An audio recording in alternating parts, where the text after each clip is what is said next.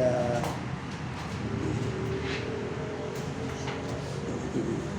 ang ating pong tatalakayin ay aking pinamagatang Christ through sheep. Tatalakayin natin yung tunay na mga tupa ng Panginoon kasi marami siyang tupa pero meron doon mga hindi tunay. May mga tupa rin naliligaw pero yung mga naliligaw hinahanap yan ng ating Diyos na buhay. Hindi niya pinababayaan na patuloy na maligaw. At ang mga hindi naman naliligaw ay manatili sa kanilang kinalalagyan. The followers of Christ, the Lord, are chosen by Christ, and He knew each one by name. Lahat po ng mga taga-sunod ni Christ, kanya pong tupa, mga sheep niya ay nakikilala niya sa kanilang mga pangalan. Bago pa sila isinilang, kilala na po niya ang bawat isa. Sabi po sa John chapter 10, 27 to 28, My sheep hear my voice, and I know them, and they follow me. And I give unto them eternal life, and they shall never perish, neither shall any man pluck them out of my hand. Ang takin mo mga kapatid, ang salita ng ating Panginoon na ang kanyang mga tupa ay nakikilala niya at binibigyan niya sila ng buhay na walang hanggan at hindi sila kailanman mawawasak, no? O mawawala ang kanilang kaligtasan at wala ring makakaagaw sino man sa kanya ng mga ito pagkat sila ay iniingatan niya sa kanyang mga kamay. Diba pa mga kapatid? Yan ang mga assurance natin sa ating Diyos na hindi niya tayo iiwan ni pababayaan. They can never be separated from the love of Christ, as Paul mentioned about the churches of Christ in 2,000 years before us. Anong sabi sa Roma chapter 8, 38 to 39. Romans 8, 38 to 39. Ito pong sinasabi, For I am persuaded that neither death, nor life, nor angels, nor principalities, nor powers, nor things present, nor things to come, nor height, nor depth, nor any other creature shall be able to separate us from the love of God, which is in Christ Jesus. So nothing outside us, mga kapatid, ang makakapaghiwalay sa atin, sa ating Diyos na buhay. Guarded niya tayo. No? Basta nandun pa rin yung ating pag-iingat, kaya nga lumabas yung mga teachings, no? Once saved, always saved. No? Pero, kumbaga, pinag-iingat tayo kasi merong ditong hindi binanggit eh. Alam niyo kung hindi meron alam niyo yung kung sino yung hindi binanggit dito, yan yung mga sarili natin. Ang sarili natin, ang ating lumang pagkatao. Pag pinakinggan natin yan, yan ang magdadala sa atin sa kapamakan. Amen. But how did the Son choose us? And when did He choose us? Paano niya tayo pinili? At kailan niya tayo pinili? Mga kapatid, sabi po, no?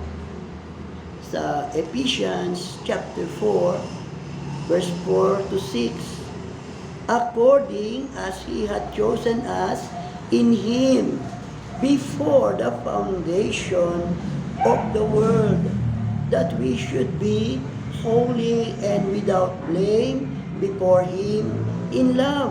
Wala, isa-isahin natin itong mga verses, ano? So, before the foundation, hindi pa ginagawa ang daigdig.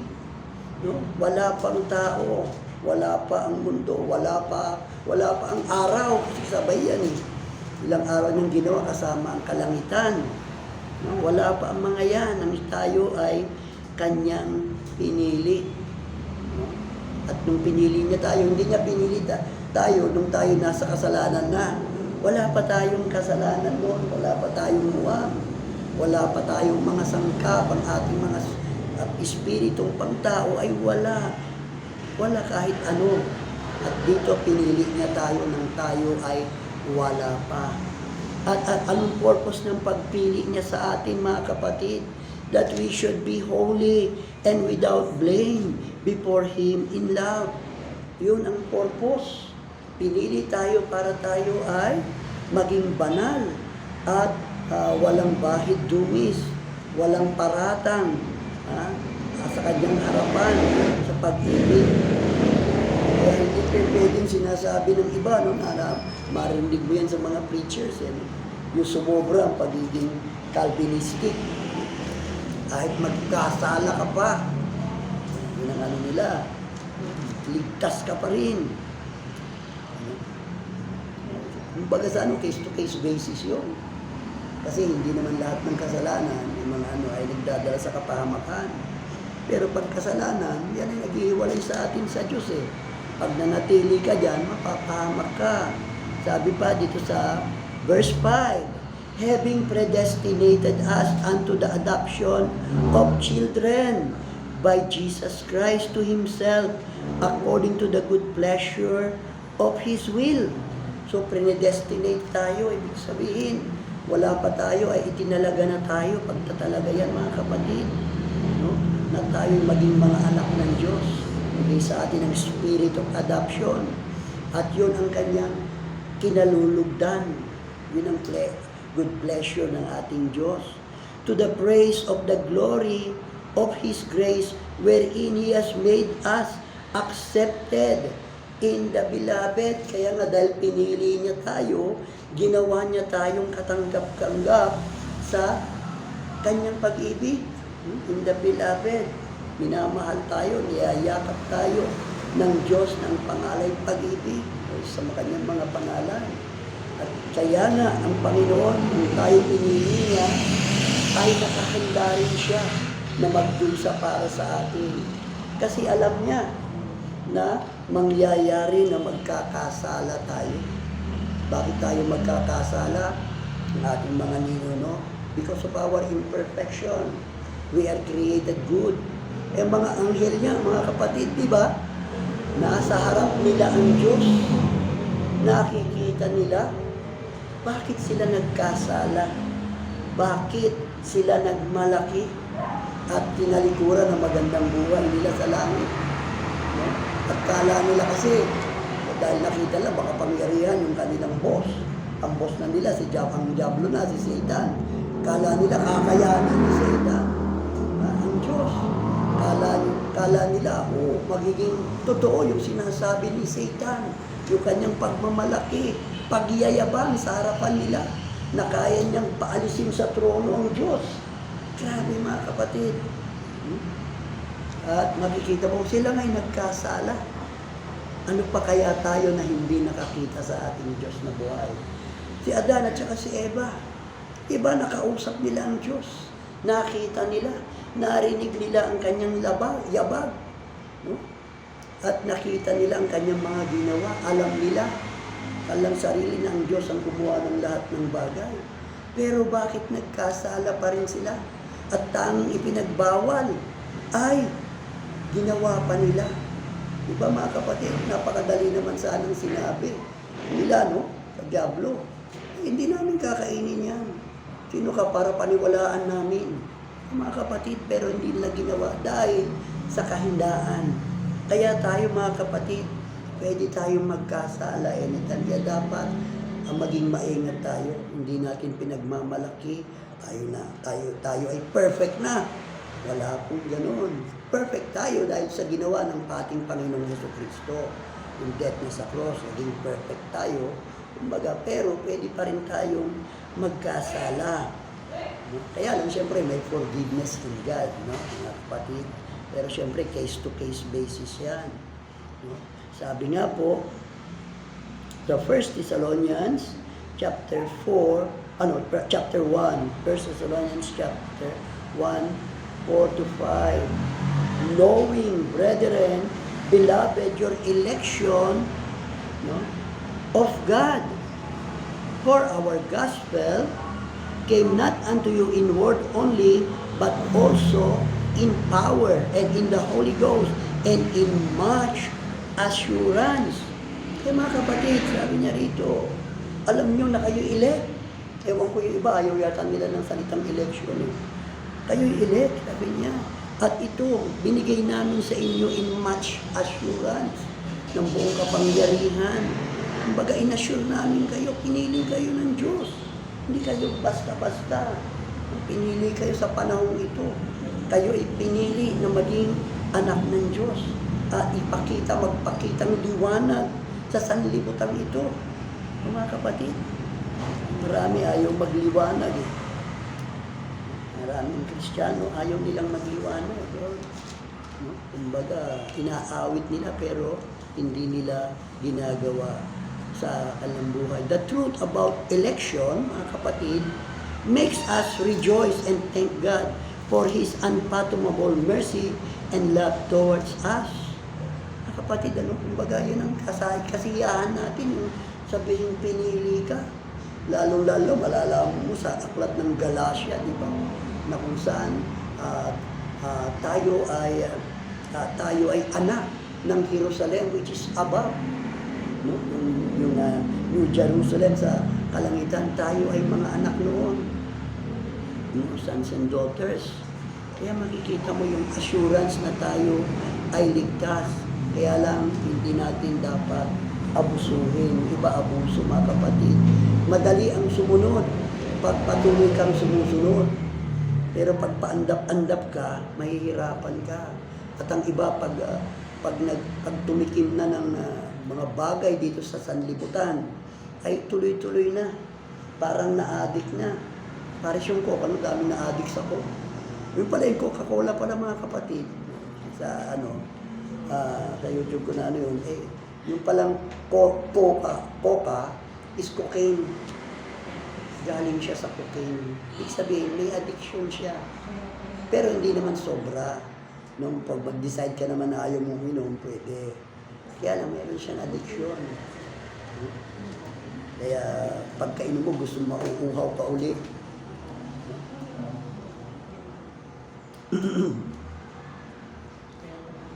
Sabi nga, but we must remember that teaching does not save us. We are not to put our trust in them, but to Him who died for us. Kasi iba linilipat yung tiwala nila sa mga teachings eh. Diba? Uy, ang ganda ng teachings. Naku, totoo yan. Kaya nga, wala na akong hindi na ako mapapama kahit kailan. Ipo, magtiwala ka sa Diyos. Sa Kanya ka magtitiwala. Never na ipagmamalaki mo ang bagay na yan na para bang ako hinirang, ikaw hindi.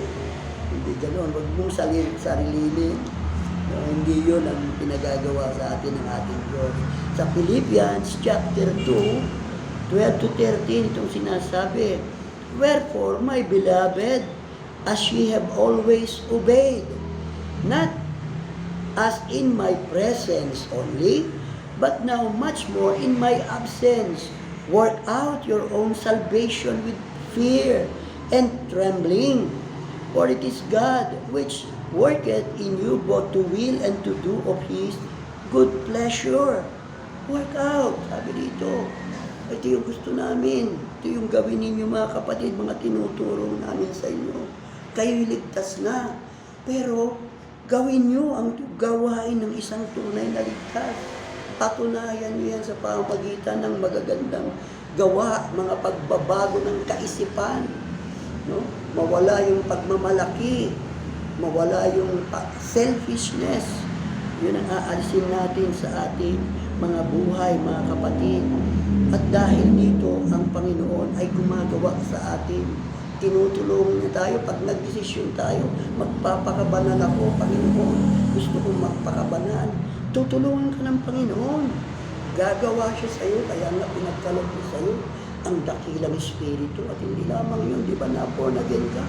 Bago nga ang pagkatao mo ngayon, wala ka na sa lumang pagkatao. Kaya hindi ka na lingkod ng kasalanan. Ikaw na. Ang boss ng kasalanan, hindi mo na siya pakikinggan.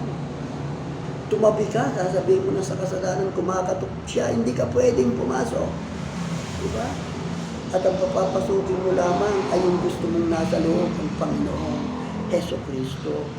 God said in Isaiah 66:12, Isaiah 66:12, sabi dito, for those hath mine hand made, and all those things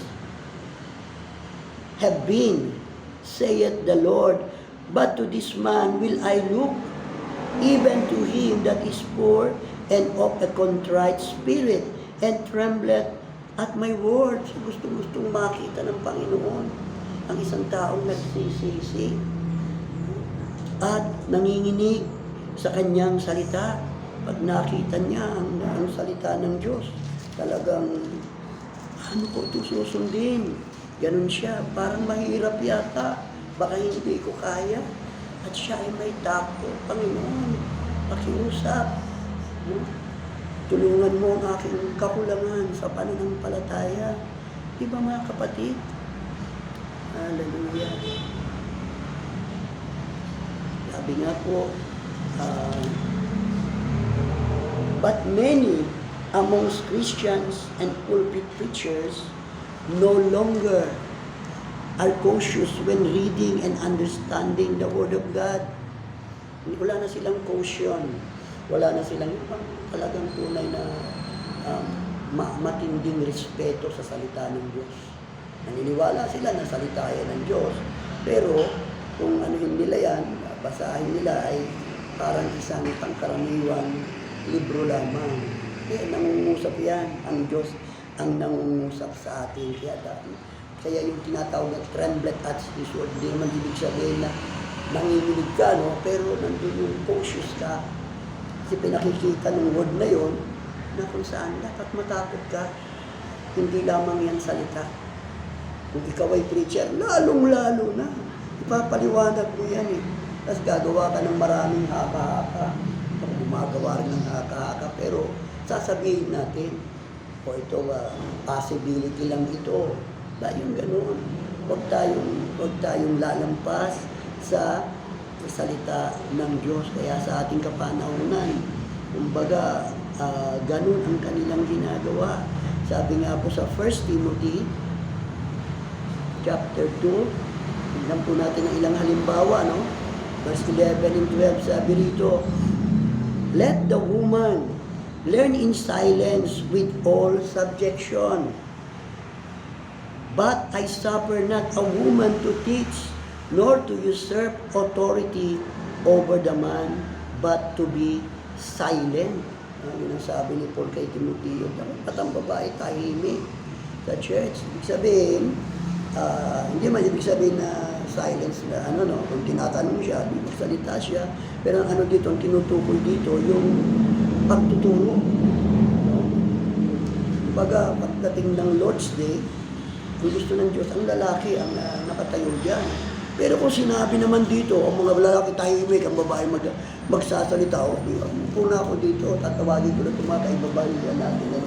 Ayoko na magturo. Kasi sabi rito pero bakit nila nilalabag? At ang dami nilang ginagawang palusot, mga kapatid. Minsan yung mga maliliit lamang na kasalanan ay kala nila hindi kasalanan no? Pati lalong-lalo sa mga pakikipagrelasyon sa mga kapatid. Tignan mo ito mga kapatid, sa ating kapanahunan, di ba, naikwento ko na minsan sa inyo yan, di ba? Minsan, yung mga preacher, ang kinakastigo nila, yung nagkasala. No? Kumbaga, nilamangan ng isang kapatid yung isang kapatid. No? Pabira, hindi niya binayaran.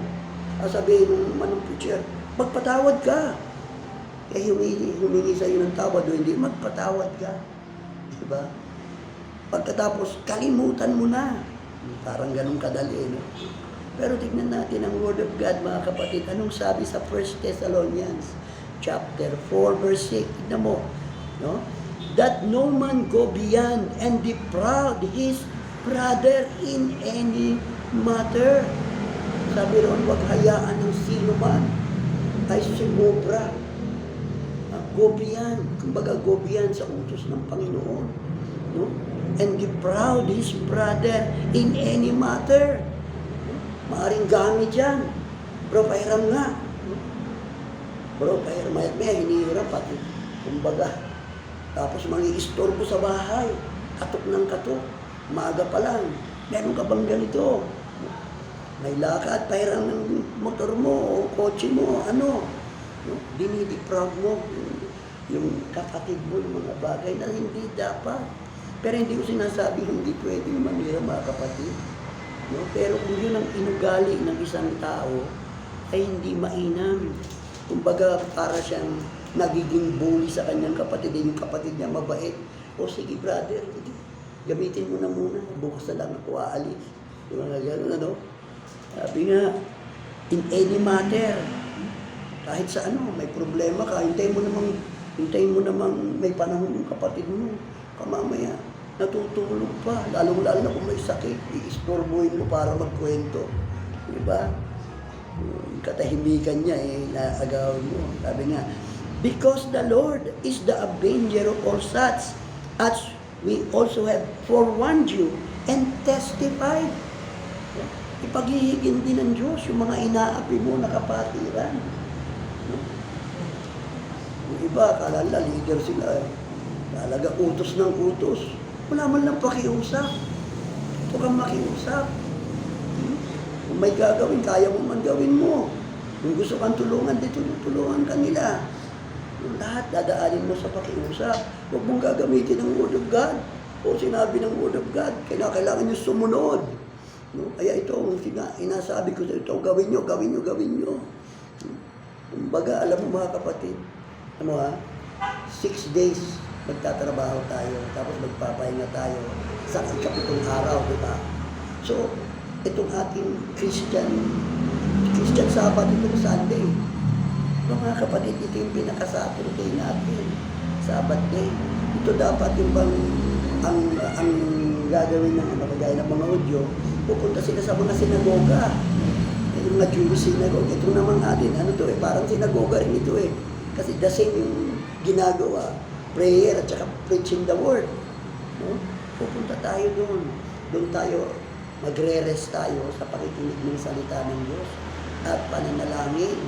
So, hindi naman masama yung mga lakad. Kita mo yung iba, no? May mga sports fest sila. Araw ng linggo, isa yung pampahinga ng mga nagtatrabaho. At no exemption, kailangan lahat. Pagkatapos, pagdating sa kanang sports fest, sila mag-aaway. Kumbaga sa dapat isabubuti sa buhay natin ang pag-ibig. Paano mo masabing pag-ibig yun? Lahat na lang pang-istorbo sa kapatid. Diba mga kapatid? Mali sila. Kaya nga, winawarningan tayo ng Panginoon sa mga ganung bagay. No? Kahit na tayo, ika nga alam mo kung sasabihin natin na once saved, always saved, ang resulta na nun, kung totoo yun, ay, wala nang dahilan para tayo mag-meeting. Ligtas na tayo tapos na. Hindi na tayo mapapahamak. Sabi nga nung iba, kahit magkasala ka, hindi na mawawala yung kaligtasan mo. Hindi naman yun ang sinasabi ng Biblia. Kaya nga sabi ni David, diba? Lord, take not away your spirit from me. Huwag mong alisin, Panginoon. Delikado siya. Si King Saul, ano ba nangyari kay King Saul? Di ba natanggal yung kanya, naalis ang Holy Spirit sa kanya, at ang pumalit ay demon spirit. Diba? Tignan mo si pangalan nito, si Ham, di ba yung isa sa mga anak ni Noah, naligtas siya sa baha. Wawalo sila. Isa siya sa 8 naligtas, sa 8 pinili ng Diyos na sumakay sa arko. Pero anong ginawa niya? Hindi ba nasumpa siya? Dahil, kumbaga, nawalan siya ng respeto sa kanyang ama. Cursed thou be Canaan, sabi sa kanya ng kanyang tatay, servants of servant thou shalt be. So, napahamak si Ham. No? Dahil sa kasalanan. Nagmalaki siya kasi ang kasalanan kasi pagmamalaki yan.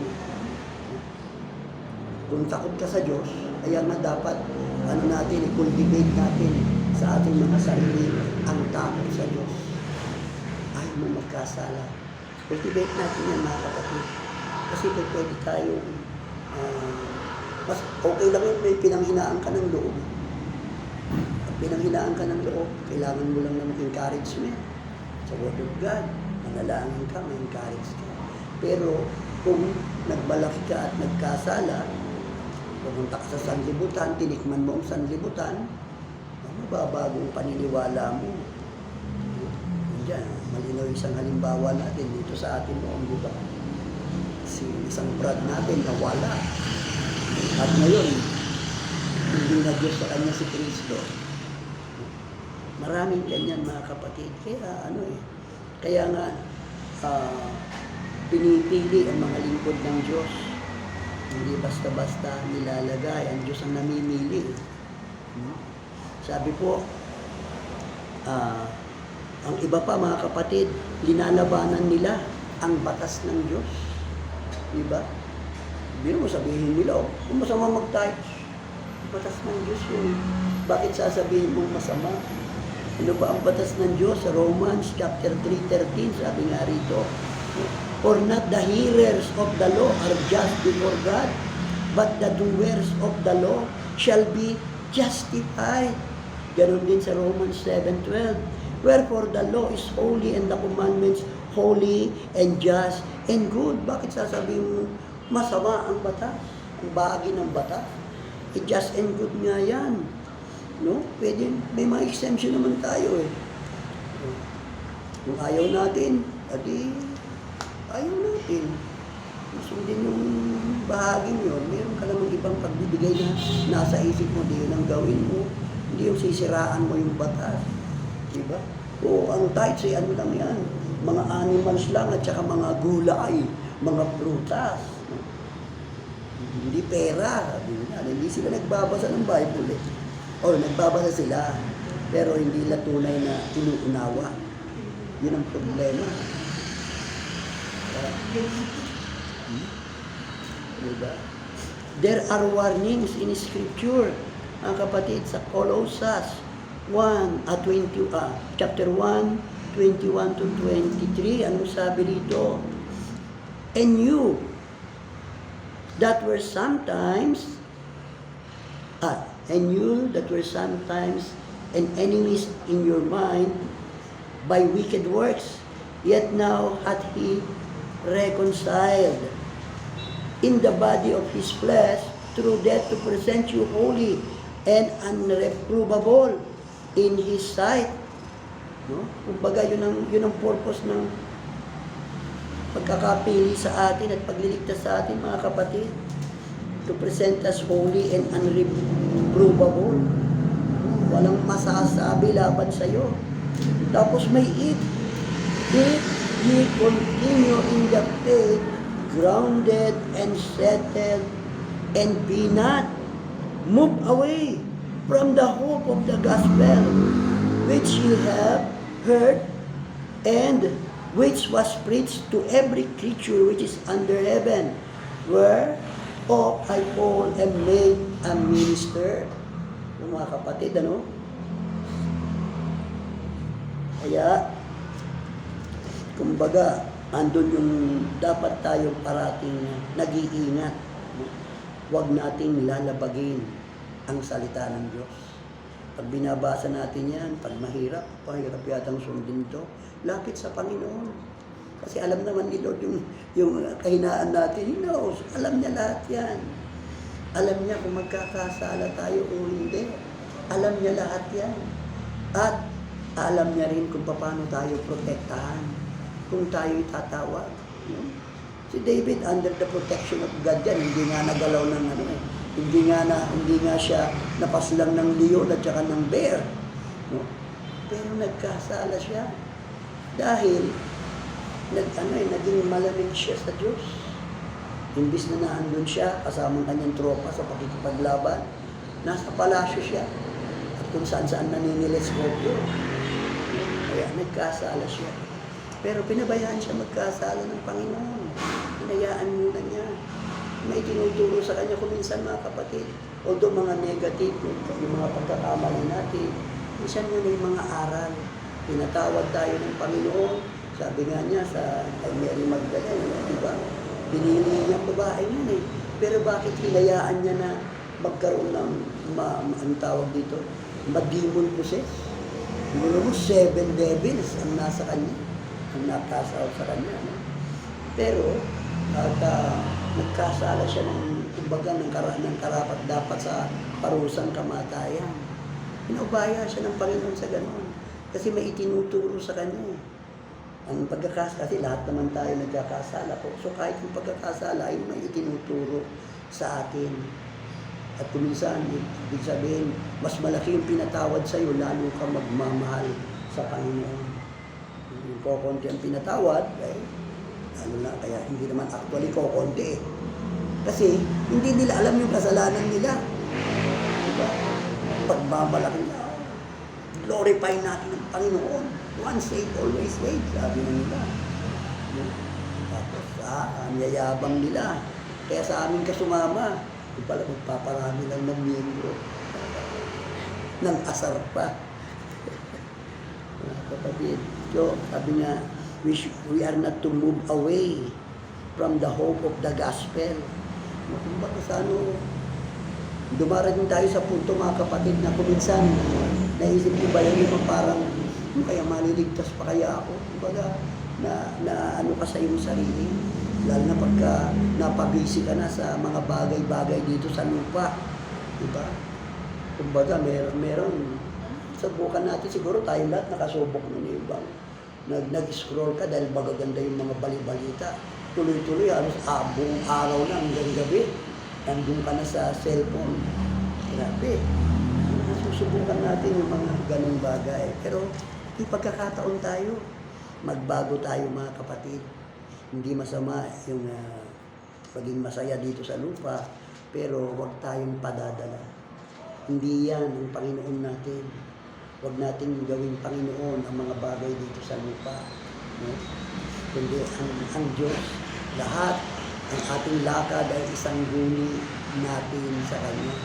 Kaya nga siya gumawa ng daan eh. Diba? Si Kristo, siya yung daan eh. Ito yung daan natin. Dumaan tayo dyan. Huwag sa ibang daan, mga kapatid. Hindi maganda ang ibang daan. Minahal tayo ng ating Panginoon. Nagdusi siya para sa atin. Mantakin mo, iniwan niya ang kalangitan para sa atin. Iniwan niya ang magandang buhay para magdusa. At dito pamuhay siya na katulad sa atin. Ninamnam niya yung mga hirap natin. Pero siya ay walang kasalanan. If we heed the warnings, then all assured of what we believe.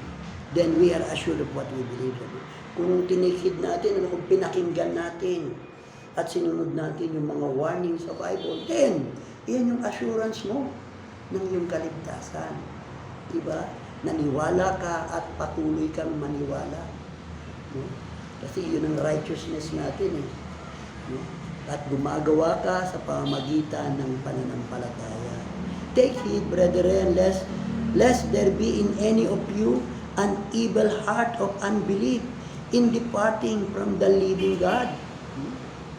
But exhort one another daily, while it is called today, lest any of you be hardened through the deceitfulness of sin. For we are made partakers of Christ if we hold fast, or if we hold the beginning of our confidence steadfast unto the end. We are partakers of Christ. Tayo'y bahagi ni Christ at siya'y bahagi natin.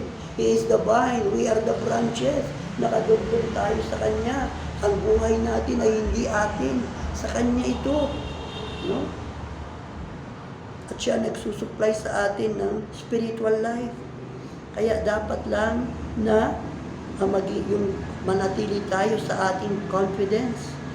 No? At steadfast tayo sa ating pagsunod sa Panginoon.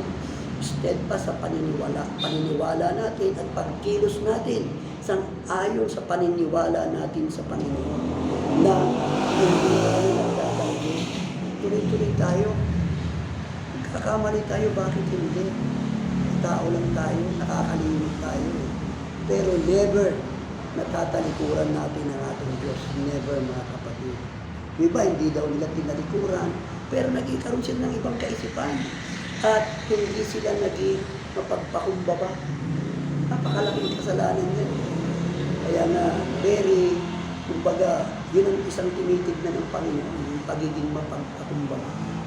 Kasi kung wala ang ano yan, kapahamakan ng patutunguhan ng isang tao, gagawin niya ang gusto mong gawin. Kahit sa paglilingkod sa Diyos, hindi yun gusto mo paraan, hindi yung paraan ng ating Panginoon. Amen? So mabuhay tayo sa ilalim ng pag-asa, sa ilalim ng pag-iingat ng ating Panginoon. Mabuhay tayo, ang ating mga labi, ginawa yan hindi lamang para kumain, para umata ng makakain. Ginawa yan para kausapin natin ang ating Panginoon. Yan ang pangunahing purpose niyan, ang magsalita at mag-usapan din patungkol sa Panginoon. Amen? Kaya nga dapat ang mag-uutaw sa ating mga labi ay hindi unwholesome. Ibig sabihin, maayos, makatwiran, tama sa harapan ng ating Diyos. Pag-i-encourage, hindi ka nagdadaw ng iyong kapwa. Di ba mga kapatid? At pinupuno mo yung sarili ng pag-ibig para sa ating kapwa, higit sa lahat sa ating Panginoon. Pagkat siya yung dapat nating ibigin ng buong puso natin, buong kaluluwa, buong kalakasan. At ng Amen? At yun lamang mga kapatid, maraming salamat sa ating Panginoon. Tayo po yumuko sa isang panalangin.